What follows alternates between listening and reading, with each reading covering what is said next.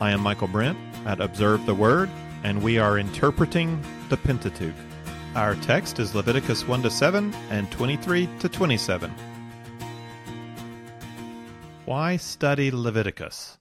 It's not an easy book to study. There's very little narrative, and it's especially dedicated to kingdom requirements, the stipulations of covenant between God and Israel. These are the do's and don'ts of relationship with God, but these are the do's and don'ts of their covenant, not the do's and don'ts of our covenant. We have a new covenant, so why study Leviticus?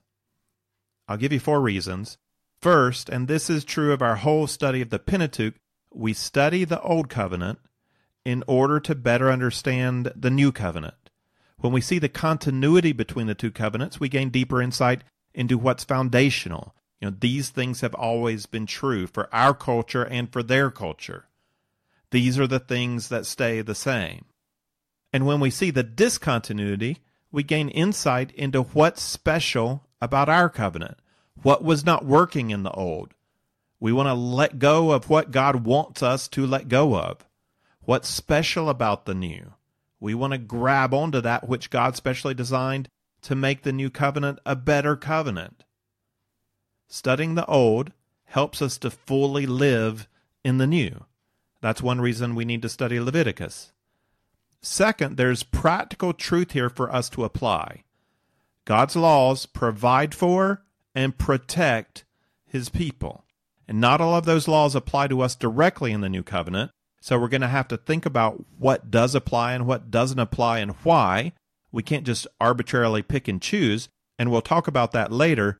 But even the laws that do not apply, such as ceremonial rituals and the food laws and the various festivals, those commands were given for a purpose. And if we can understand how Israel experienced protection, provision, teaching through those commands, then we can gain practical wisdom and principles to apply in our new covenant life.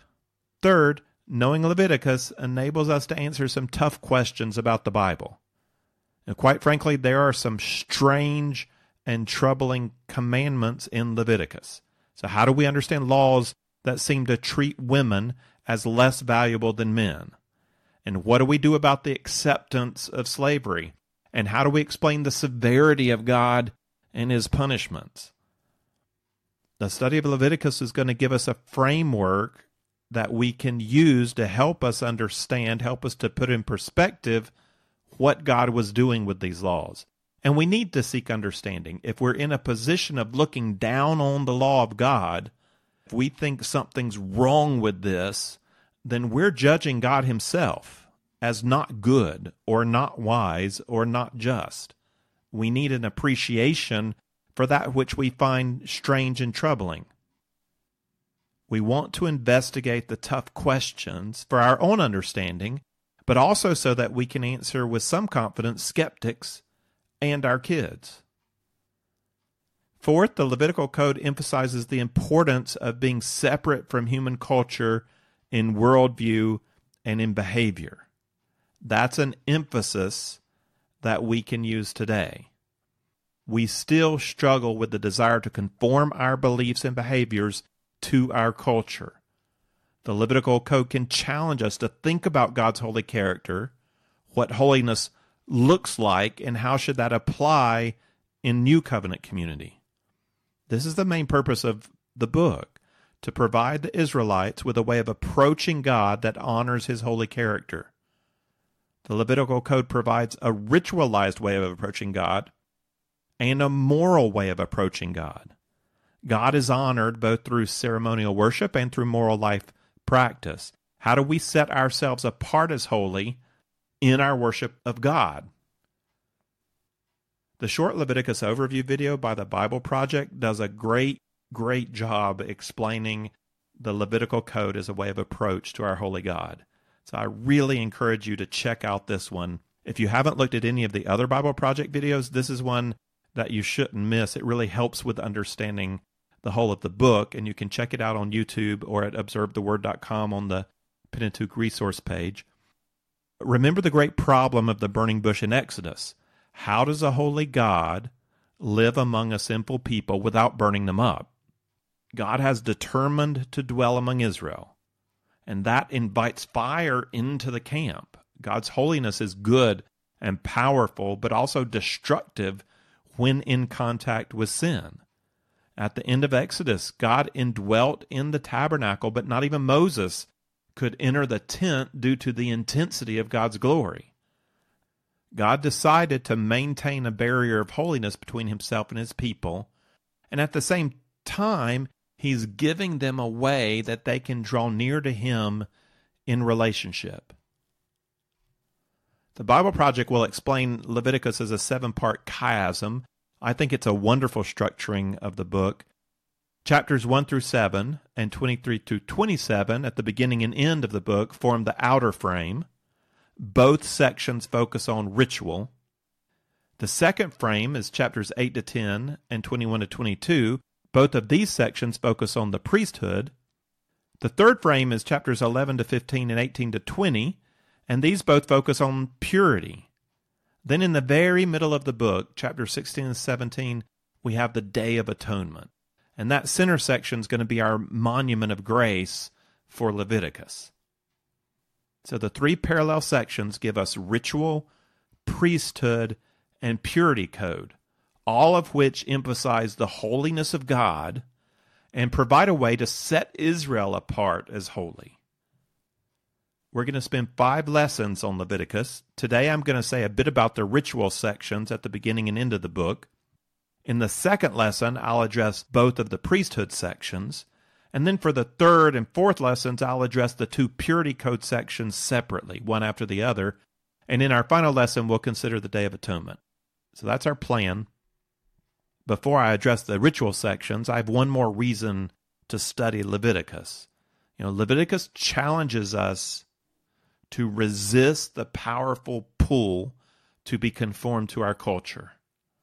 The purpose of Leviticus is not only to set up a way of approach that's holy. The Levitical code is also intended to transform the thought and behavior of the Israelites. If they're going to live out their purpose as a kingdom of priests, and if they're going to grow in relationship with God, then their worldview must undergo transformation. And we've already gotten a glimpse into how hard that's going to be for the Israelites. The experience of God on Mount Sinai and the teaching directly from God on Mount Sinai did not root Egypt out of Israel. They still behaved out of the worldview that they brought with them from Egypt when they created the golden idol and said, "Here, this is Yahweh." And here's a great worry, that even if the thinking and behavior of Egypt does get rooted out, the Israelites will only replace it with the thinking and behavior of the land they're going into, of Canaan. So Israel needs not only to root out what's wrong, Israel needs her own culture, a culture that's patterned after the truth of God. This is one of the most important reasons for us to study Leviticus. All the rituals, the whole priesthood, all the purity laws, all of it together is meant to transform the thinking and behavior of the Israelites from a pagan worldview to a godly worldview. Who is God? Who are we? What's our mission? And God knows that all people everywhere are drawn like a magnet away from true worship to false worship. We need structures to help us, to help guide us towards what God is really like, towards what we're really like, towards what our purpose is. The compass of our hearts is broken. Our souls do not point to true north. It's constantly turning away from God. We turn from Him, like the nations at Babel, determined to make a name for ourselves, to define our own gods and create our own meaning. The society of man applies constant pressure on anyone who would follow God, pressure to be conformed into the pattern of the world. The Levitical code exists to transform people into a pattern that is in line with the heart of God. God is establishing a new kind of culture. Understanding how God intended the Levitical code to mold the thinking and behavior of the Israelites gives us principles to consider as we seek to develop Christian communities committed to transformation and holiness? How do we resist that pull of society, the pressure to make our Christianity more acceptable, more in line with modern sensibilities, values, and behaviors? There is constant pressure to conform. Leviticus challenges us to ask what rituals, what priestly leadership, what purity code do we have in place to help us resist that pressure? We're a couple of weeks past Easter. In the United States, newspapers tend to get a little spiritual at this time of year. Albert Mohler pointed out 2 articles in the New York Times that exemplify the work of society to mold Christianity into its own image. The first article is from April 19th by Jenna Wortham in the Style section. She celebrates Easter as a worship of spring. She makes this conclusion: our city has made this day into one of collective worship. The traditions remain the same. Those who are religious head to services and a meal. Those of us who aren't head to brunch or maybe the park, sporting a freshly pressed suit, an elaborate hat, a big bow, a bright lip, a colorful jumpsuit, or one of those delicately beaded Loeffler Randall bags that have suddenly and mysteriously become as ubiquitous as the cherry blossoms trees in Brooklyn. So whether you go to church or brunch, it's all the same. There's really no difference. No one's set apart as holy. We're all worshipers. We're all holy, no matter what we do. It gets worse. The next day, on April 20th, columnist Nicholas Kristof interviewed Serene Jones, a Protestant minister and president of Union Theological Seminary. Here's a selection from that interview. Kristof asked, "Isn't a Christianity without a physical resurrection less powerful and awesome? When the message is about love, that's less religion, more philosophy." Jones responded, "For me, the message of Easter is that love is stronger than life or death. That's a much more awesome claim than that they put Jesus in the tomb and 3 days later he wasn't there. For Christians for whom the physical resurrection becomes a sort of obsession, that seems to me a pretty wobbly faith. What if tomorrow someone found the body of Jesus still in the tomb? Would that then mean that Christianity was a lie? No, faith is stronger than that." Kristof then asks, "What about other miracles of the New Testament, say the virgin birth?" Jones answers, "I find the virgin birth a bizarre claim. It has nothing to do with Jesus' message. The virgin birth only becomes important if you have a theology in which sexuality is considered sinful. It also promotes the notion that the pure, untouched female body is the best body, and that idea has led to centuries of oppressing women." Kristof then asks, "What happens when we die?" Jones responds, "I don't know. There may be something, there may be nothing. My faith is not tied to some divine promise about the afterlife." Here's a woman who calls herself a Protestant Christian minister and holds the position of theological seminary president, and she's denying the physical resurrection of Jesus Christ, twisting the virgin birth, and telling us no one knows if there's an afterlife. For her, if there is holiness, if there is a being set apart, it's certainly not described in the text of the Bible, at least not without a lot of revision. And she models for us the spirit of religious accommodation. We're not to be set apart. We're to conform to fit in with society. And Jesus knew this would be a problem for New Covenant believers. He prayed this for his disciples in John 17:15-19, the night of his arrest. "I do not ask you to take them out of the world, but to keep them from the evil one. They are not of the world, even as I am not of the world. Sanctify them in truth. Your word is truth. As you sent me into the world, I also have sent them into the world. For their sakes I sanctify myself, that they themselves also may be sanctified in truth." Jesus declares his followers are not of this world, but he has sent them to live in the world. And Jesus prays for God to sanctify his disciples by his truth. Sanctify means to be set apart, to be made holy. The English word sanctify doesn't sound a lot like the word holy, but in the Greek and in the Hebrew and in a lot of languages, sanctify and holy come from the same root word. To sanctify someone is to make them holy, and to be holy is both to be set apart for special use and to be made clean for that use. So we're to be set apart and made clean through the truth of God's word.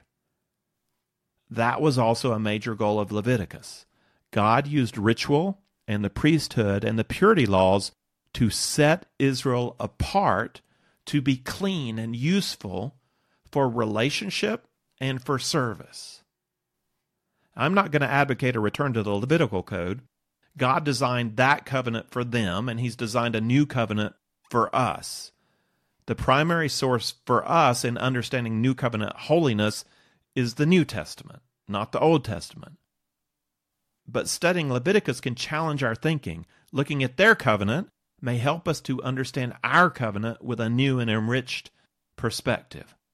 So let's consider how holiness worked in Leviticus, starting with the ritual sections in the first 7 chapters and the last 5 chapters. Leviticus starts with these words in 1 through 3.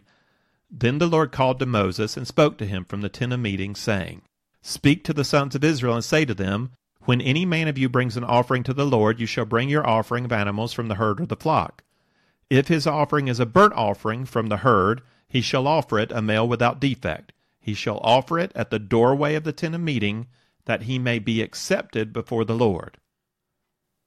The next 7 chapters are all about details of sacrifice, and that makes a rough start to the book.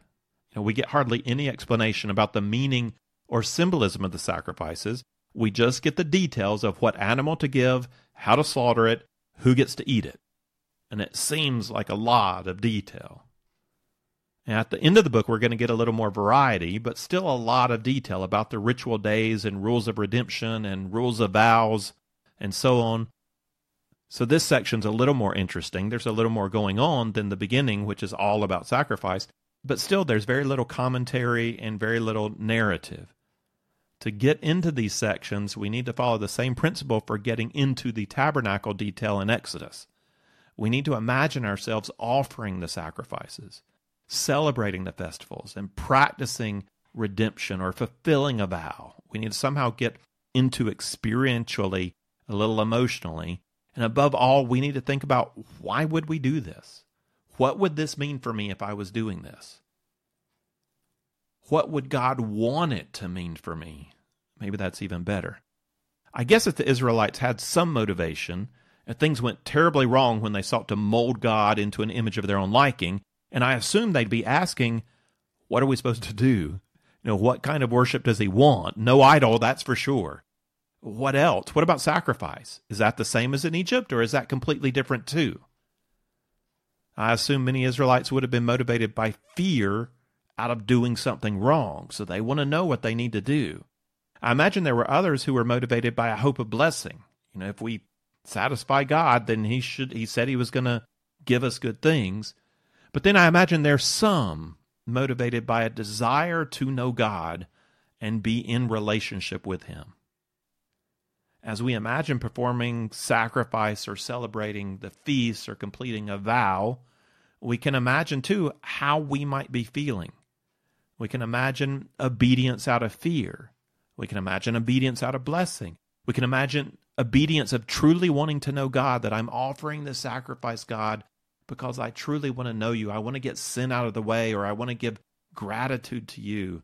I'm making a vow because I really want to focus on you. We could probably also imagine obedience out of boredom, because it's some ritual that you've always had to do and you're just having to do it over again, but that would come later. For now, at least, it's all new to them, so I don't think there's much boredom yet. If you had been there when Moses began to read out to everyone the laws, and it started right away, chapter 1, verse 1, with rules for sacrifice, you would have not been surprised at all. In fact, Moses would have been meeting a felt need. You expected to sacrifice, so you want to know how to do it. You find it an interesting way to start the rule book. You're getting the useful kind of information you were hoping for. And you might be concerned, though, at how little detail Moses is giving you. You probably got 50 unanswered questions about how this is supposed to happen. That's the same problem we have with the tabernacle. From our perspective, we have no plan to do any of this. We're trying to pay close attention just in case there's any theological point or any narrative detail tucked away in there somewhere, but our minds start to wander pretty quickly. It is all different when you're going to have to step out in front of a crowd of people and be expected to know exactly what to do and what to say. I remember the first time I had to serve in a youth love feast. The details of how to serve had never crossed my mind, but I got nervous pretty quickly when it was my turn. I guess I better explain what a love feast is. Don't worry, the term's used in the Bible in Jude 12, though it's not quite the same thing.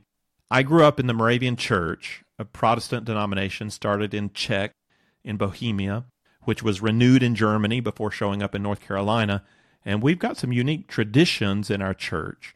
For Easter, for example, if we were in the band, we had like a German brass band, we got up early morning hours and drove around town, stopping at certain spots to play songs and wake people up to celebrate the resurrection of Jesus. We then had a sunrise service at one church and a later morning service at another church.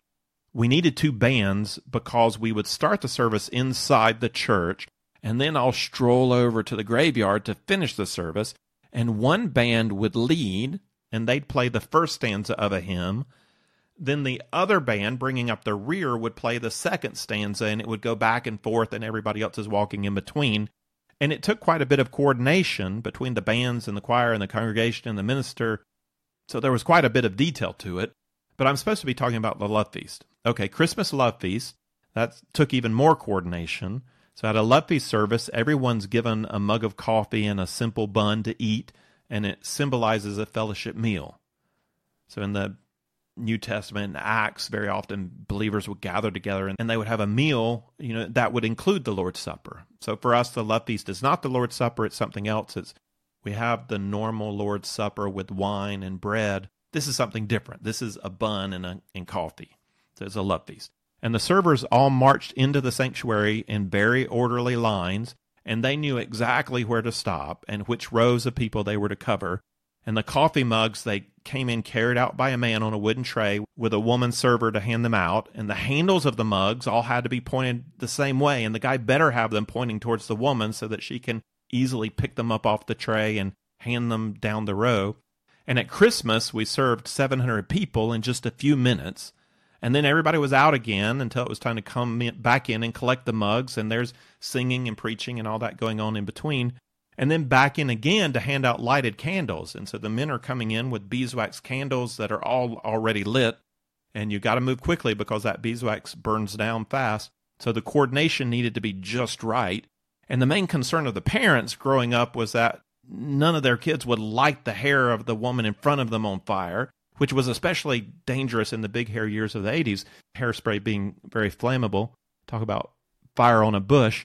So that's Christmas. And then Thanksgiving service had its particular requirements. So we had a Thanksgiving Eve time at church, and there was a display of pumpkins and a cornucopia and sheaves of corn, and we brought food, usually canned goods, to symbolize gratitude to God, and it was all then given to a local food bank. And so you wanted Mom to remember that everybody was supposed to bring the food, and she usually did. And that may seem like a lot of detail to you, but I promise you it's not. If you're going to help serve at the love feast, you need a lot more than that. I mean, if you're a woman, you better not take the mugs off all one side of the tray, because then the man gets lopsided and it all starts to spill. So comparing these three festivals of Easter, Christmas, and Thanksgiving to the three main Jewish festivals in Leviticus, Passover, weeks, and booths, I have no idea how they knew what they were supposed to do.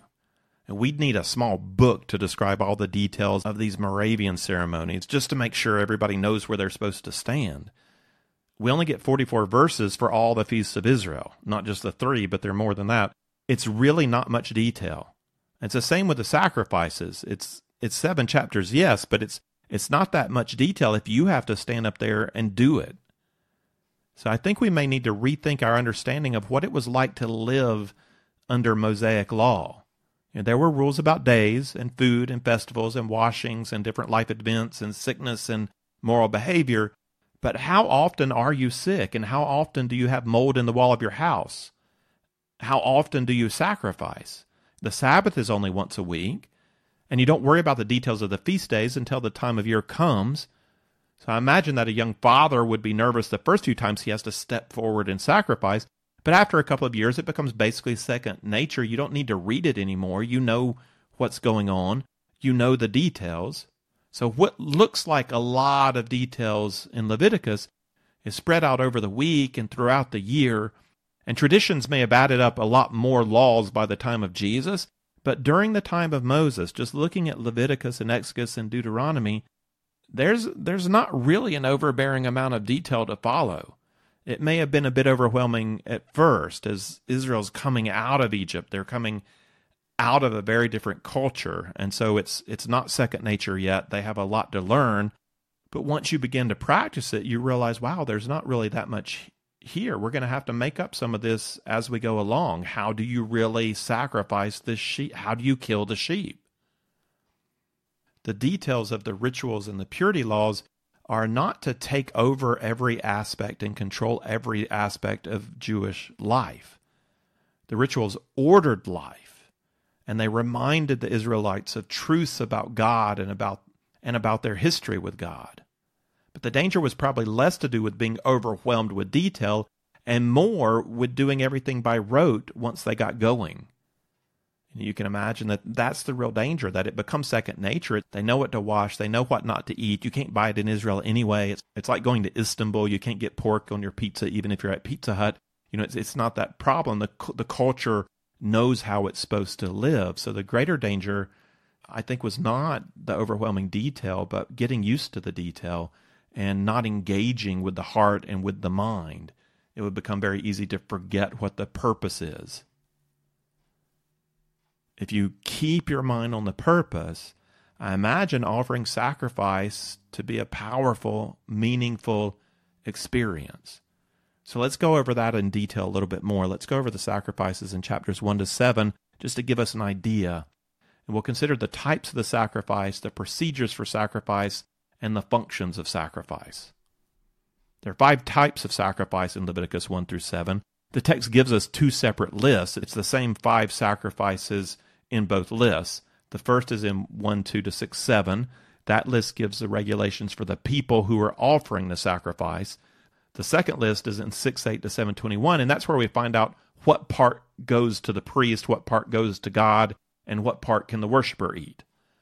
The lists aren't in the same order, probably because the first list groups together the 3 sacrifices said to produce a soothing aroma to the Lord, while the second list orders the offerings according to the holiness of the meat, starting with the burnt offering, which is completely given over to God, and ending with the peace offering, which mostly goes to non-priest. It goes to the people who brought it to worship. Okay, considering the procedure for the sacrifices, there were several common procedures for all sacrifices. First, all of the sacrifices except the grain offering involved meat.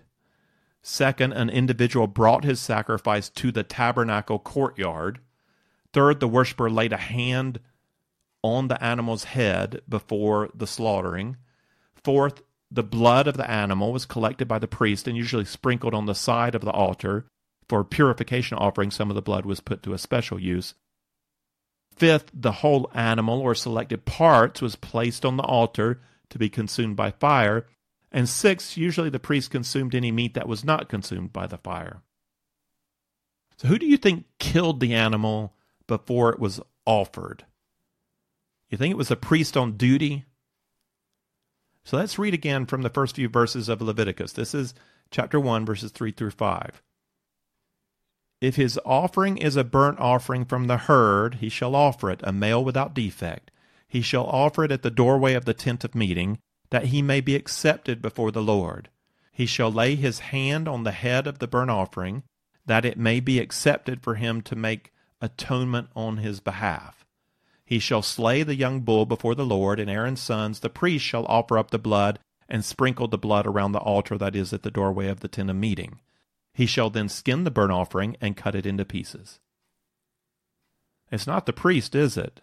The worshiper slays the animal. He selects it from his own herd. He brings it to the tabernacle. He lays his hands on it, which symbolically transfers his own sin onto the animal, and then he kills it. The priest takes some of the blood to sprinkle on the altar, but the worshiper is not finished yet. It's his job to skin the animal and to butcher it. It's then that the priest takes the pieces of the animal to the altar. This isn't just for burnt offering, it's the same for the peace offering in chapter 3, verse 2, and for the purification offering in 429. The ritual involves the worshiper fully in the process. It's not like going to the supermarket to buy your hamburger wrapped in plastic that was cut up by somebody else.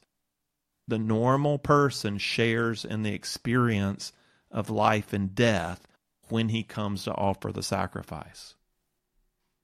It's powerful imagery. It's a powerful experience. And we should also note that the majority of the meat of the offerings is eaten. It's not wasted. It's eaten either by the priests or by the worshipers, and the skin is also given as an offering to the priest. The meat and skin weren't wasted. The sacrifices of Israel are one of the ways that God supports the priests. So those are the types of sacrifice and some of the procedures of the sacrifice, and now let's consider some of the functions of the sacrifice, because each of the sacrifices served a special function. First, we have the burnt offering, and the burnt offering, as suggested by the name, is consumed totally by fire. None of it's eaten. It's a complete giving over. Leviticus 1:4 indicates that this offering is especially to make atonement, a term that probably includes both the idea of covering over sin and the idea of making a ransom or a payment for sin. In the case of the burnt offering, where the sacrifice is given wholly over to the Lord, resulting in a pleasing aroma, the idea of ransom stands out more than the idea of covering. The total destruction of the sacrifice by fire is affirming the idea of substitutionary atonement. The animal is standing in place, is a substitute for the worshiper. For the grain offering, the Hebrew word for grain offering, minha, is translated elsewhere as tribute. A tribute's a payment made by a lesser king to a greater king, and presumably this offering was made to acknowledge the sovereignty of God and was received by the priest as his representative. Only a small portion was burnt on the altar, but the worshiper never ate any of the remainder. It's a gift completely given over to God, received by the priests.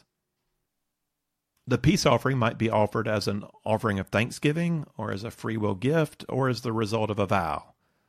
And though some parts of the peace offering were burnt on the altar to God and other parts were given to the priest, most of the peace offering was eaten by the worshiper and by his family.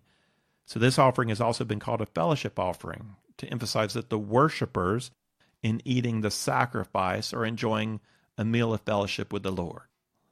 So the purification offering is sometimes called sin offering, because the word used for the offering can be translated as sin. Calling it a purification offering makes the purpose clearer. If the anointed priest or the whole community of Israel sinned unintentionally, the blood of the purification offering was placed on the horns of the incense altar, which stood inside the holy place. So that's if it was the anointed priest or the whole community. If a leader or individual Israelite sinned unintentionally, then the blood was put on the altar in the courtyard. And putting on the blood on the altar shows that the purification offering wasn't intended to cleanse the sinner. That was more the role of the burnt offering for atonement. But the purification offering was to wash away the stain on the land or on the community, which was brought about by the sin of the sinner. And then finally we have the reparation offering, and it's sometimes translated as guilt offering, but the Hebrew can mean reparation or compensation. And that idea of reparation is seen in Leviticus 6:5. Anyone who steals something or gains something by extortion or the perversion of justice is to restore back to the victim whatever was taken, adding an additional 1/5 of the price. And the guilty person is also to present the guilt or reparation offering to the Lord. And two important points are made here. First, a principle of Israelite law is restoration of relationship. For restoration to happen, the victim needs to feel as though they have been justly compensated, and the perpetrator needs a way to show they have paid a satisfactory debt. And that's not a bad principle for any justice system. Second, we see that sin against another member of society is also sin against God. Restoration with the victim is not enough to restore a person into covenant community. Covenant community at its base is a community defined by covenant with Yahweh. So restoration must be made with him as well. Paying back more than what was stolen restores human relationship. The reparation offering restores divine relationship. For all the detail we get in the Bible, we don't get much description about actual worship experiences, about people putting this into practice and what it felt like. So here's an example. It's a much later example, but it's a biblical example from the life of Hezekiah, who brought about reforms after the reign of his pagan father Ahaz. Speaking to the priests in 2 Chronicles 29:10-11, Hezekiah says this, "Now it's in my heart to make a covenant with the Lord God of Israel, that his burning anger may turn away from us. My sons, do not be negligent now, for the Lord has chosen you to stand before him, to minister to him, and to be his ministers and burn incense." Then we get description of a ritual Hezekiah had come up with for the cleansing of the temple after the idolatry of his father. Here we get sacrifice and music combined under the leadership of a king who truly sought after the heart of God. Now, I'll read the whole passage. This is 2 Chronicles 29:20-29. Then King Hezekiah arose early and assembled the princes of the city and went up to the house of the Lord. They brought 7 bulls, 7 rams, 7 lambs, and 7 male goats for a sin offering for the kingdom, the sanctuary, and Judah.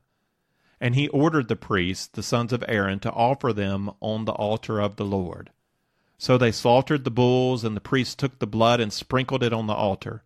They also slaughtered the rams and sprinkled the blood on the altar. They slaughtered the lambs also and sprinkled the blood on the altar. Then they brought the male goats of the sin offering before the king and the assembly, and they laid their hands on them. The priests slaughtered them and purged the altar with their blood to atone for all Israel. For the king ordered the burnt offering and the sin offering for all Israel. He then stationed the Levites in the house of the Lord with cymbals, with harps, and with lyres, according to the command of David, and of Gad the king's seer, and of Nathan the prophet. For the command was from the Lord through his prophets. The Levites stood with the musical instruments of David, and the priests with the trumpets. Then Hezekiah gave the order to offer the burnt offering on the altar. When the burnt offering began, the song to the Lord also began with the trumpets, accompanied by the instruments of David, king of Israel. While the whole assembly worshipped, the singers also sang and the trumpets sounded. All this continued until the burnt offering was finished. Now at the completion of the burnt offerings, the king and all who were present with him bowed down and worshipped. That seems to me the ritual of the law done right. The Levitical rituals were instituted to help Israelites fix their eyes on God with the desire to covenant with him from the heart, that they would confess sin and be freed from the guilt of sin, that they would sing and worship and bow down. God says to the Israelites in Leviticus 26:11-13, "If you keep my ways, I will bless you. Moreover, I will make my dwelling among you, and my soul will not reject you. I will also walk among you and be your God, and you shall be my people. I am the Lord your God, who brought you out of the land of Egypt, so that you would not be their slaves. And I broke the bars of your yoke and made you walk erect." How do our rituals and practices as New Covenant believers set us apart as holy, leading us to confess our sin, to let it go, and then to sing and worship and bow down? And how do our rituals and practices help transform our thinking and our behavior? That's the challenge for us from Leviticus. Are we setting ourselves apart as holy? And are our rituals and our practices helping us to do that? Though Paul's exhortation in Romans 12:1-2 is grounded in the wonderful New Covenant vision of Romans 1-11, the language seems to come straight out of Leviticus. Let's close with this. Romans 12:1-2. "Therefore I urge you, brethren, by the mercies of God, to present your bodies a living and holy sacrifice, acceptable to God, which is your spiritual service of worship. And do not be conformed to this world, but be transformed by the renewing of your mind, so that you may prove what the will of God is, that which is good and acceptable and perfect." If you would like the text of this lesson with some reflection questions, or if you'd like to see overview charts that go along with our study of the Pentateuch, then check out the resource page at observetheword.com.